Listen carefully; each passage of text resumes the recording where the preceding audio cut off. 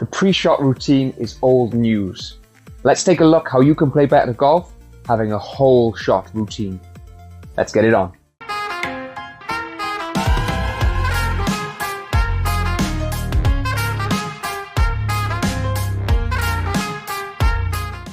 Now, you've definitely heard of the idea of a pre-shot routine. Maybe you even have a pre-shot routine. And of course, there's that idea of having a couple of practice swings and doing the same thing before every shot and carrying on. Great idea, great starting point. For me, the idea of a whole shot routine makes much more sense. And a whole shot routine, I mentioned it in my book, The Mental Game of Golf.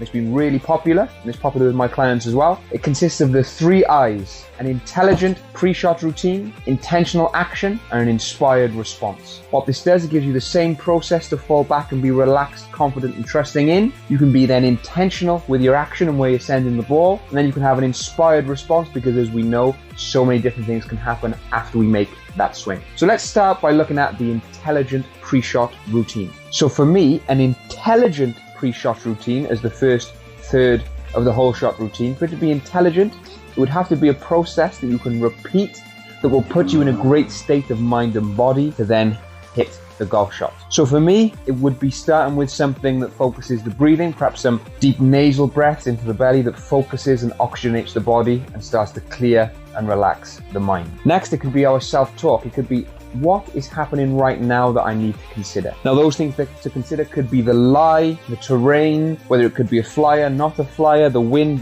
direction, the intelligent landing spot, what the ball might do when it lands, your dispersion and what might be an intelligent target. All those things would be answers to that question. Then as you consider those things, that will lead you to a specific target and a specific club to send it to that target. So from there, it might be 2, ideally this would be behind the ball on the line of your shot, but I haven't got room in here. Might be 2 practice swings. Now, these practice swings will be very close to the actual swing, maybe at a slightly more relaxed tempo.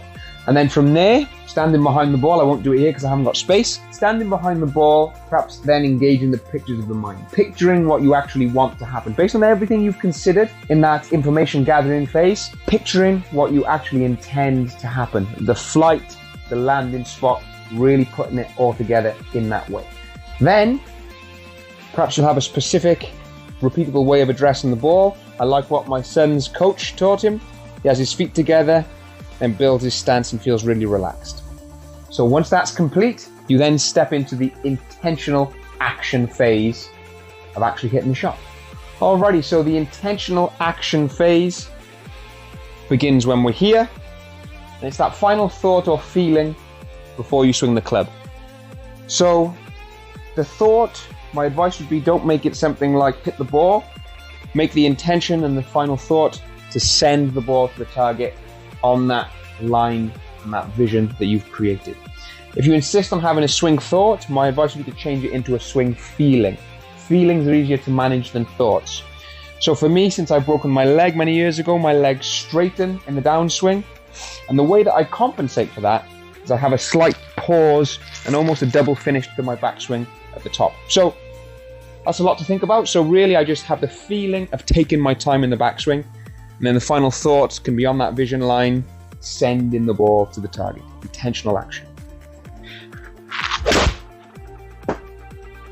Now, the inspired response, the final phase of the whole shot routine, of course, happens after you've hit the shot. So if you've hit the shot as you've intended, enjoy it, feel it, watch it, appreciate, feel grateful for it, and then signal the end of the shot by taking the glove off or putting the club back in the bag. If it was a shot that it really wasn't as you intended, and it was a disappointing golf shot, nowhere near the intended outcome, then you can say something amusing to yourself like, that's quite a surprise, that's unusual, I'm usually not that type of golfer. Now this takes practice and it's going to feel like you're lying to yourself a little bit, but in reality, we want to bridge the gap between the vision and the intention and what happens sometimes, because we know not a huge percentage of the time is it the exact outcome we intended. So we're just training our brain a little bit here. So let's say it went miles left, miles right, not towards a specific target. It'll just be a case of, that's unusual, quite surprised by that. I'm not usually that type of golfer. And then from there, to interrupt perhaps part of that angry response, we would do some deep belly breaths, bring ourselves back to the present moment, ready to then approach the next shot. And again, signal the end of the shot by taking the glove off or putting the club back in the bag. So This idea of a whole shot routine gives you a more rounded process when it comes to an actual round of golf. A pre-shot routine, where's the start, where's the end of it? You've hit the shot, and do you carry on everything, all of that anger and everything, into the next shot? It's really important to have these 3 phases. Now, for the purposes of this video, it feels like it's quite a long process, when in reality, we're going through our pre-shot routine, the visualization, the self-talk, intentional action, boosh. Beautiful swing feeling, hitting the shot, inspired response. That's unusual, I don't usually hit that type of shot, or I'm watching it and enjoying it, glove off, back in the bag. The whole thing definitely takes less than a minute.